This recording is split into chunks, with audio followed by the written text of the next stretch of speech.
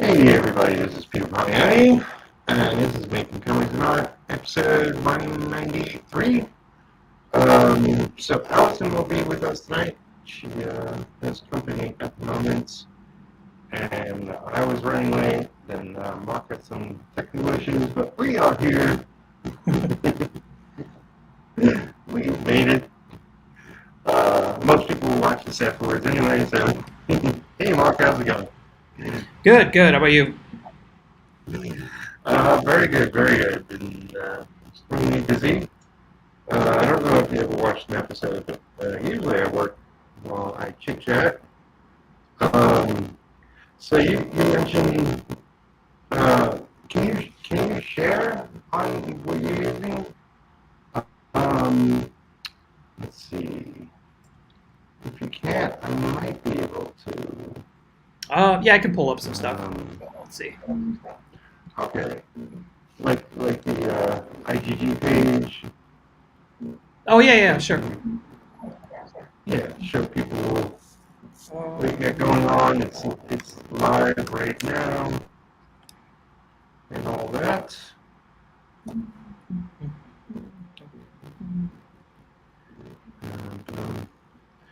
continuing to work on Wildcat Anthology story.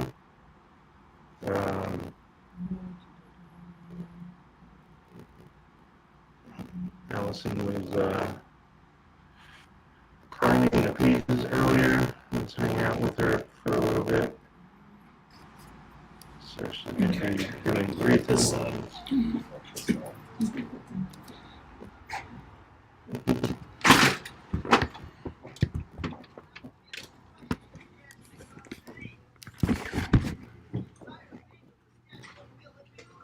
You eating? Not your candy. Your...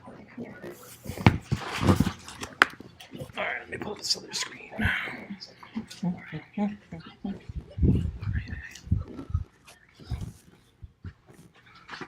All right, let me go to two screens here, and then I can pull up for you.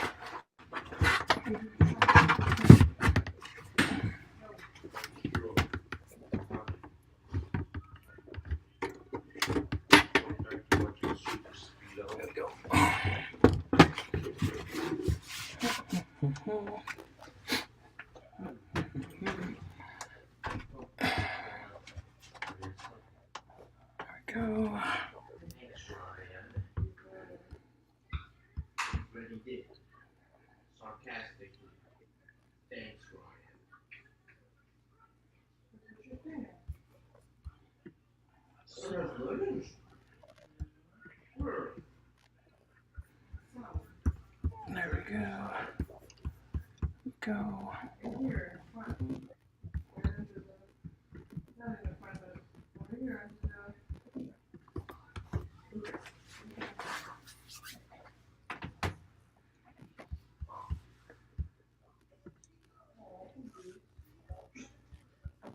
Oh man, why is it not?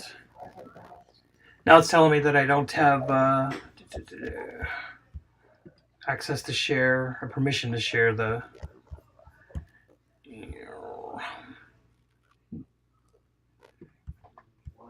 I don't know. Well, anyways, if you go to Indiegogo, if you just look for the Accursed, Accursed, you'll find us there. We got like 22, 23 days left. Off to a slow start, which usually happens when you are newer people trying to get your books out there and get stuff out into the world. We do have a Victor Santos variant cover, so that's a big thing for this one. And we do have a cover by my friend Juan Santiago, who's an amazing artist, does really good cartoony style stuff.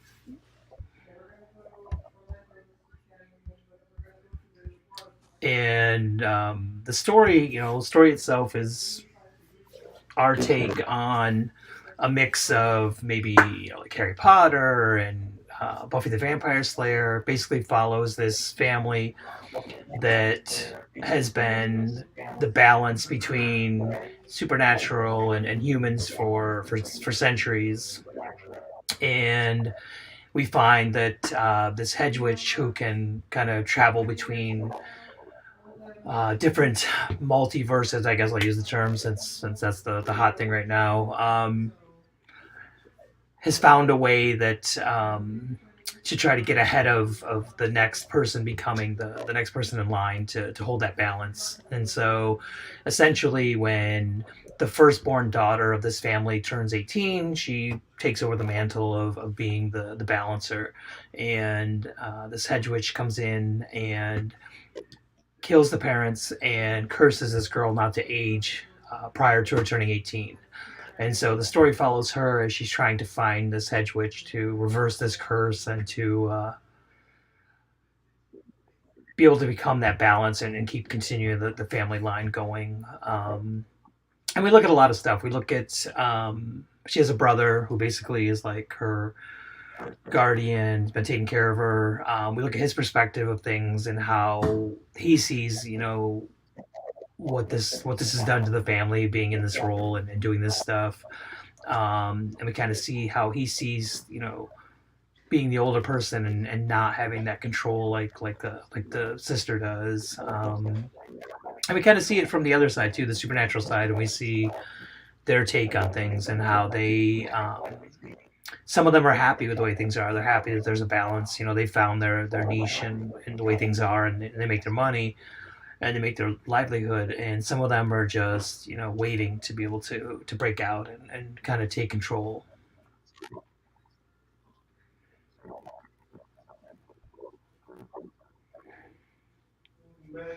So I think it's fun. It's got I'm just waiting for it. it's got some really good action in it. The artist is, I'm going to kill his last name and I apologize. It's David Kamkasi, and he's a French artist. He's in France. He did Lady Katana for a publisher in France.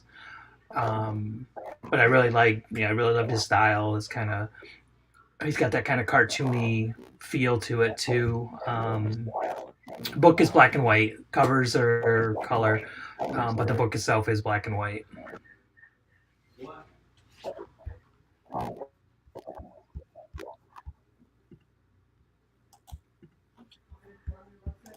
Okay. Alright. See it now?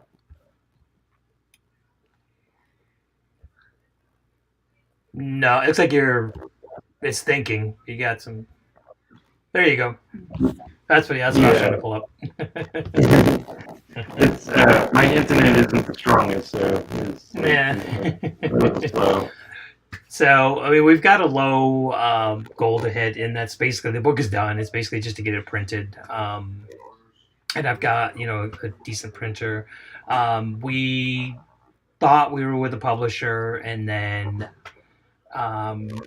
before we signed anything, one of the other editors or editors-in-chief, I don't know how you worked for them, but decided that it was too cartoony for them, and so that they passed on it. So that's why we're going this route.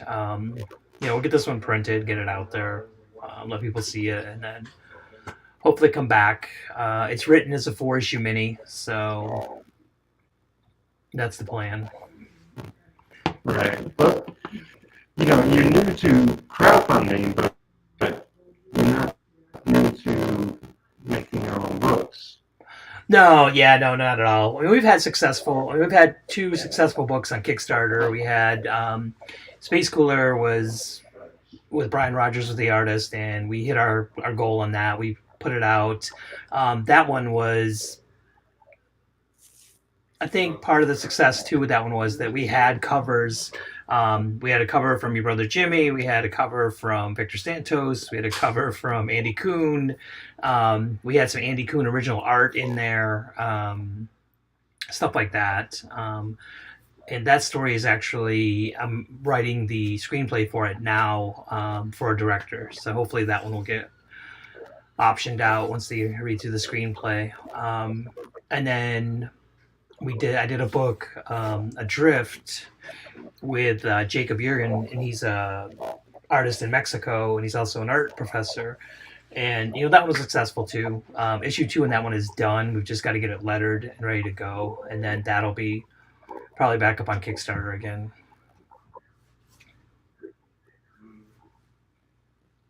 So, and that's the Juan Santiago cover. Is the we tried to do like takes on things. So the vampire getting punched was, I loved when Chris Boshlow did those for the Spider-Man covers with Hammerhead, where one cover was Spider-Man getting punched like that, and then the other one was Hammerhead getting punched like the other way. So that was our take on that. And I showed Chris, and he laughed and he liked it. The main cover that David that did is with the girl and the brother in front of the van. We did like a Batman homage, so it looks like the parents are dead in front of them, and there's like pearls on the ground. So, and then the Victor Santos cover was a Star Wars homage. So yeah, that was the Batman one, and it's because the picture's cropped, but in the lower in front of them, the parents' hands are kind of like laying down, and there's blood, and there's like that, and then that's the Star Wars, the Victor Santos homage cover. Nice. And I love Victor stuff. Let's go over the weapons. I'm sorry, what was that? Yeah, it's beautiful artwork. I love Victor's stuff. I always have. The perks, the equipment. Yeah, I mean, we didn't do a whole lot on this one. We did the digital, we did the covers. So like I said, there's 3 covers. There's Victor Santos, David's cover, and then Juan's cover. David is offering to do sketches from France and send them over if people were interested in that. We did kind of a fan package, which I've done with most of my books, where we offer like shirts, pins, stickers. We had hats for one of them, but just that kind of option. Just it's tough, I guess, to a point to try to find like what will pique someone's interest and what they would really want. And then you can take into count for shipping and everything else. So I know like some people do prints, and then you've got to either roll it or you've got to mail like a big flatter package for the print. So it's kind of tough. I figured the first one, we'll see how it goes. If people are interested in actual original sketches, if they're interested in shirts of the art, stuff like that, just see how it goes. The other ones, the successful ones we had on Kickstarter, we had shirts for Space Cooler. We had like I said, we had an original piece of Andy Kuhn art. Adrift, I think, was kind of the same thing. We did like shirts, stickers, buttons, nothing like super extravagant. And the book is, we couldn't really do original pages because coming from France again, lose any type of money toward printing for just for shipping to get stuff over here. So we'll see how it goes. We did offer some retailer packages as well. So if a comic shop was interested, we would get them X amount of copies, and we could do an exclusive cover with them. I do have one more cover that isn't quite done yet that Keith Wilson is doing for me, and it's like homage to like the older horror covers, and so he's shown me where he's at on it. Not quite done, but it looks really good. So we'll add that in once that's done. So if the pages, the art is complete, is it just pencils? He penciled and inked. So these are just, I just put in the pencil stuff as just to give you an example of what he's doing. But everything it's penciled and inked. So black and white, but it's penciled and inked. Yeah. So this was just more of the process stuff, just kind of showing you, where we're at with that stuff. So, and then Victor's stuff, and then the other covers are all color. The link is in the chat. It's also below the video. So, Yeah, I mean, I think it's I hope people give it a shot and take a look at it. I think it was fun. Definitely writing it was fun. Seeing David put this stuff on the paper. We did a lot of perspective type of shots in the book, in the panels where like I kind of told him that the way we're looking in this shot is she was using a spike, and now the spike is kind of like in the front part of the panel as the other people are kind of moving towards the back. So he was really good with that stuff. And script is just about done for issue 2. He had to have some surgery done, so give him some time to heal. But issue 2 script is almost done. It's been hectic, like trying to got juggling kind of right now 4 books. And I've got to write the screenplay for Space Cooler and have it done by next week, so I can get it to a director. And then I do acting and stuff on the side too, so that's been really, really busy for the last year. I worked on Better Call Saul. Oh yeah. So it's been interesting.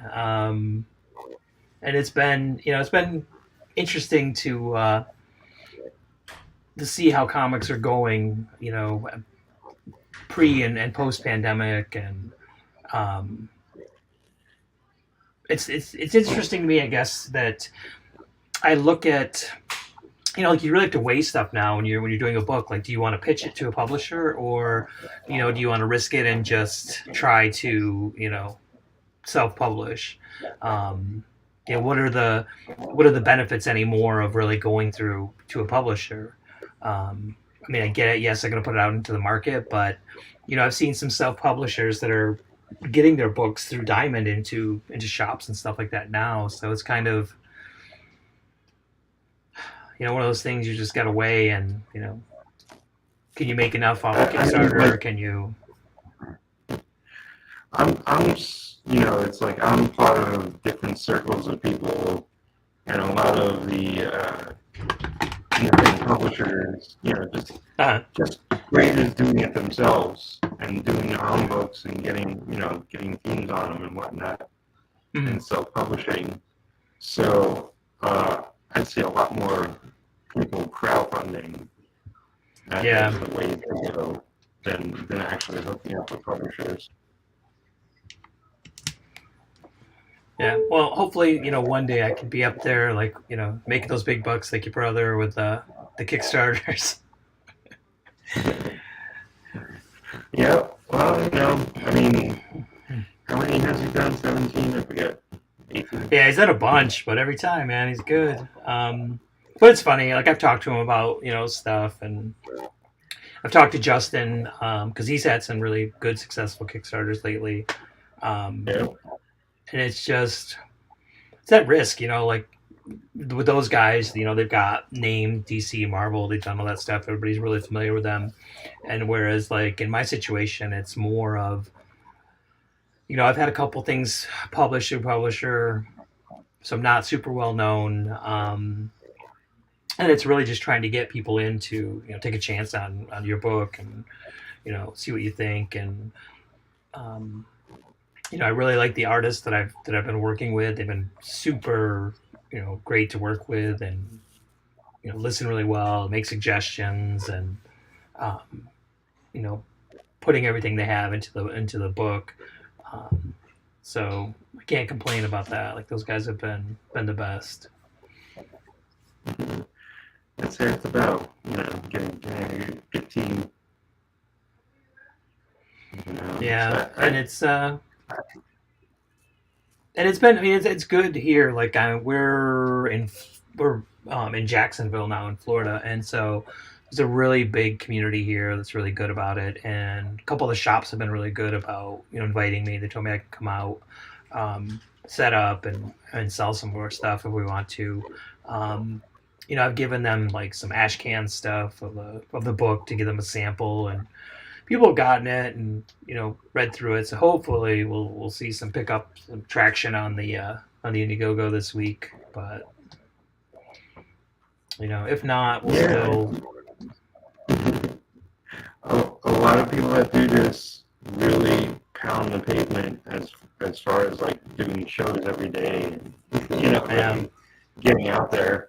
And everybody has their own style, everybody has their own schedule too. Like on top of that, like you said, but as long as you can get the word out and keep letting people know, post on your social, post, Yeah. your friends.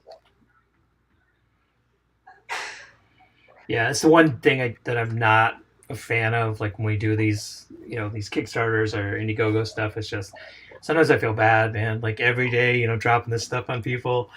Like, oh, hey, I know we said this yesterday, but guess what? Still got this book out there that could use some help.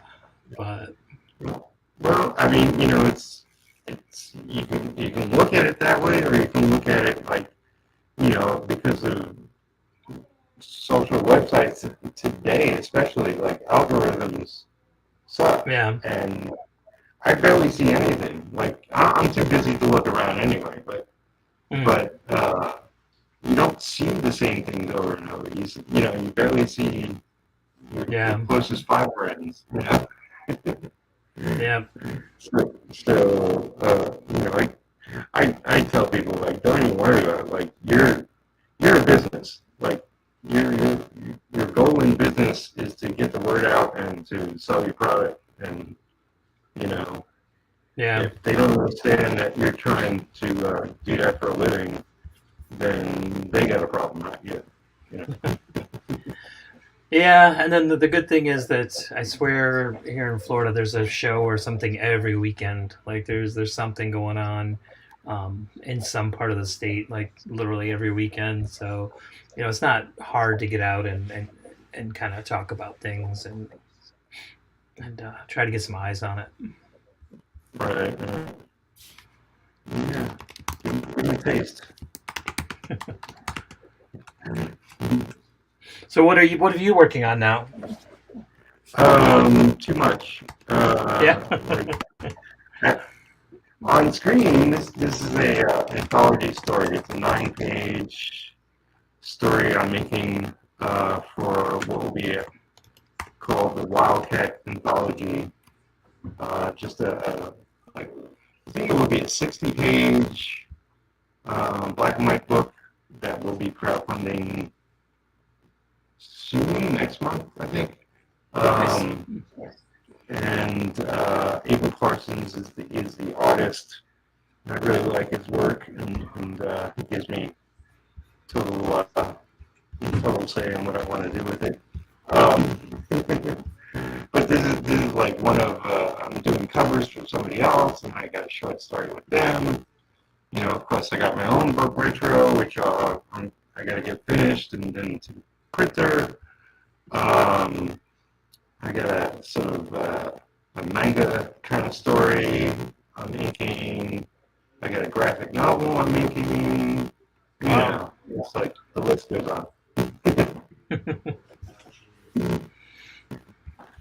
But the good news is I'm actually doing better. Like everybody knows my brother, and it's like I don't have a problem with that. But he's the high end of the comic industry, and I'm just talking about. But I definitely had my good years and whatever. But I've shifted what I wanted to do in my career, and it's just taking time to implement. So this year I plan on finishing possibly a dozen books and getting them out there. And then next year on, I still love working with other people, and I never want to stop aiding others. But I'm going to focus focus more attention on the books I want to do and publish myself. So. Yeah, I mean that's great. Yeah. Because I love working for other people too much. like and that only pays so well and whatever. But if I do my own books and really give it a more of my focus, then potentially make better money in the long run anyway. Mm-hmm. Yeah, it's definitely been interesting. Part of me is like curious, when I see some of the stuff that's getting put out, and then you look at your own stuff that you may have submitted to publisher, and they passed on it, and it's just, to me, it's like a lot of this stuff. And no offense to anybody, I'm not trying to point anything, but a lot of stuff out there just doesn't seem super original to me right now. It just feels like a lot of people pulling from what's happening, in the world right now, stuff like that. And the publishers are more looking for that. What can I turn around and sell to Netflix, or what can I sell to Amazon?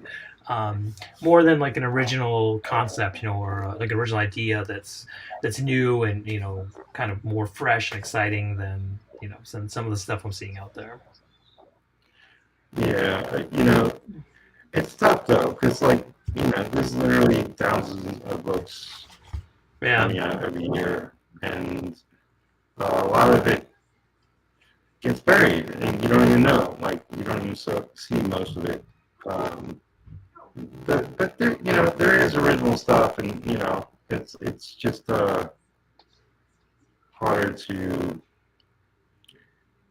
get seen. But that's it's like one thing, because of the pandemic. One thing I have definitely seen is a lot more creators, both independent publishers, self-publishers, but also like the top guys, that are coming from all in DC and doing their own YouTube shows. So there is a new sort of movement that's happened in the past couple of years. So I think it. Yeah, I mean, I'm liking what I'm seeing, and I more power to the creators that are at Marvel and DC now, that are putting out more creator-owned stuff. It makes it tougher, I guess, like for us smaller people, to get seen. When like a writer at DC decides, hey, I'm going to put out a Kickstarter for whatever book, and then everybody's going to jump on that because name recognition again, or or they really like that artist style. But I think definitely people should be looking at more of the indie stuff, kind of like when you're at the convention, when you walk Artist Alley, and make sure you walk the the smaller press area too, to see what's out there and what people are doing. Yeah. I don't mind like the big guys coming into Kickstarter or Indiegogo, or I don't know, there's new ones coming out. But it's because if you haven't crowdfunded, then you have to work to make your name. That's the simple fact. And I've been a part of Kickstarters previously, and and with Retro, I did do a 5-day Kickstarter back in 2019, just for initial funding, and I thought that went really well. It's like I got just about 80 pledgers and just under $2,000 in 5 days, but I was pretty much up most of the time and streaming and talking to people, and made it a real pledge drive kind of thing. And I think think I'm going to stick to that format on Kickstarter and just do a longer campaign on Indiegogo. Is going to be my strategy. Because then, you know, because on Indiegogo they have what is called in demand. Yeah. Once the campaign ends and you're successful, it goes into like a store format, and you can get people buying your book for as long as that's up, and you can pretty much keep that up permanently if you want. You know, so it's not a bad tactic. Because I've seen campaigns that came in at like, you know, maybe 19,000 that ran over 100,000 over time because they just kept it in demand, and you know, so you could forevermore be promoting the same books, which, you know, pretty much like if you did a book, then for the rest of your life you'd be promoting it if it's something you're proud of. Yeah.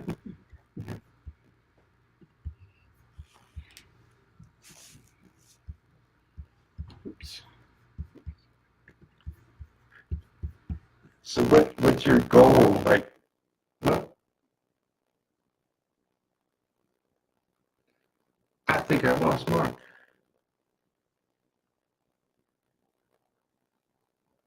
Let's see if he comes back. Thanks for everybody showing up. Feel free to drop some comments, say hello, all that jazz. I know we got started late today, but, you know, stuff like that happens.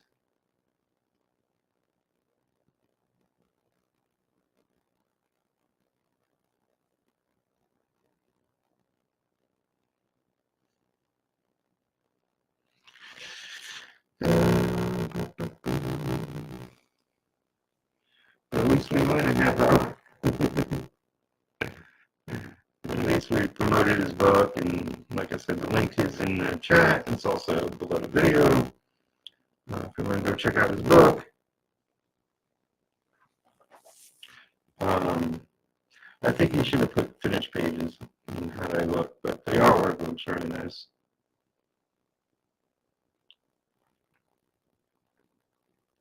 You know, Mark has done books before, and, you know, like I was saying,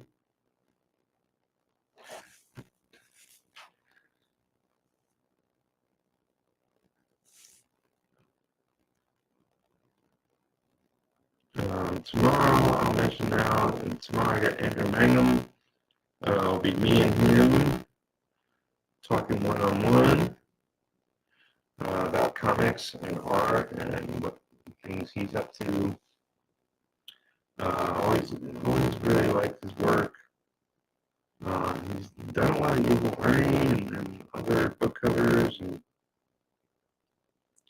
you know, I just had a sample on his YouTube cover for our stream.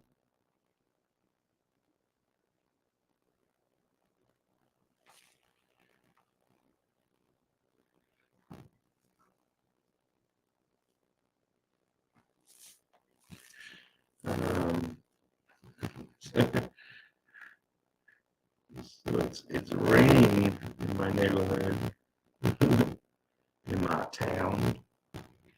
Man, it's just been raining every day. I think this is the final day it rains. So tired of the rain. Now I know what it feels like to live in Seattle. I just wanted to visit Seattle. Not for the weather.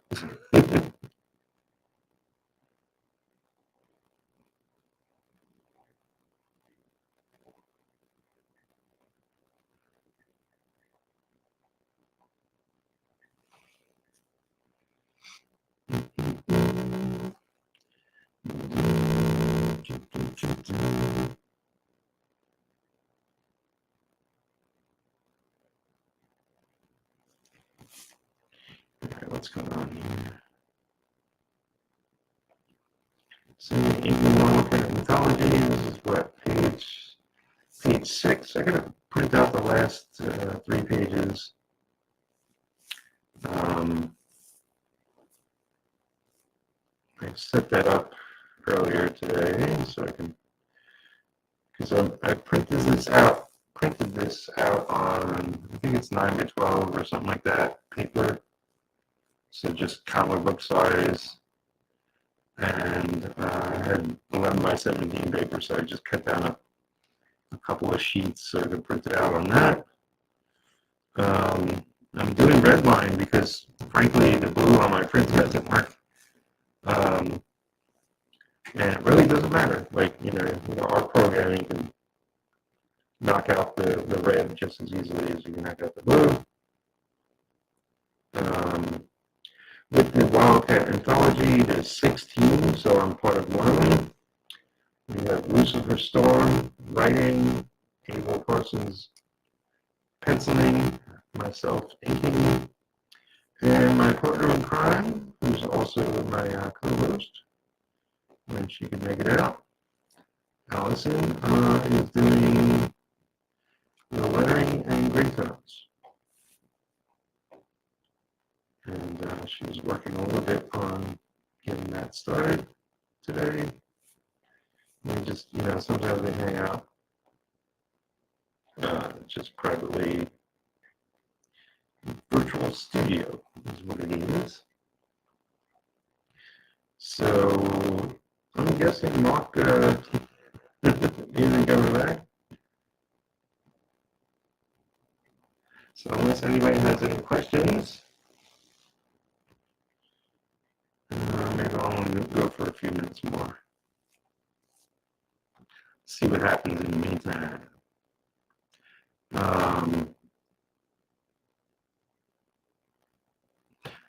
I heard the news. Anybody who has been watching Peacemaker, that HBO show,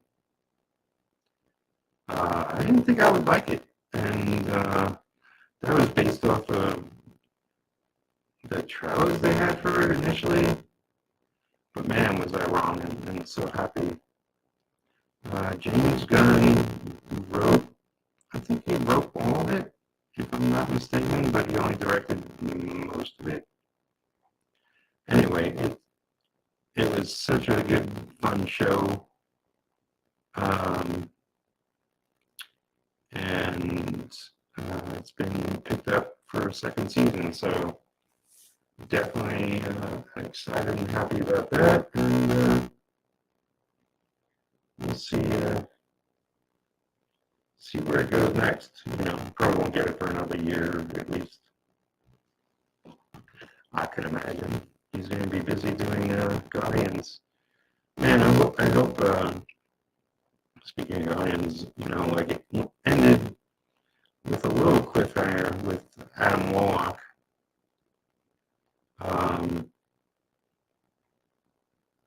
And I really hope he's the focus, or at least one of the focuses of the next Guardians movie. A lot of times they have multiple little storylines in it, which makes sense. But I saw Will Forte. I forget if I know the actor's name, but what was he? The neighbor kid? I forget what he was, but it's The Millers, which is a fantastic movie. It's just so funny and fun. He was one of the actors from that, and he's supposedly Adam Warlock, which I think is a fantastic choice because he has a unique look, face and attributes. So I think he'll make a fantastic Adam Warlock. Although, everybody looks weird in gold paint. Or however they're doing it digitally or whatever.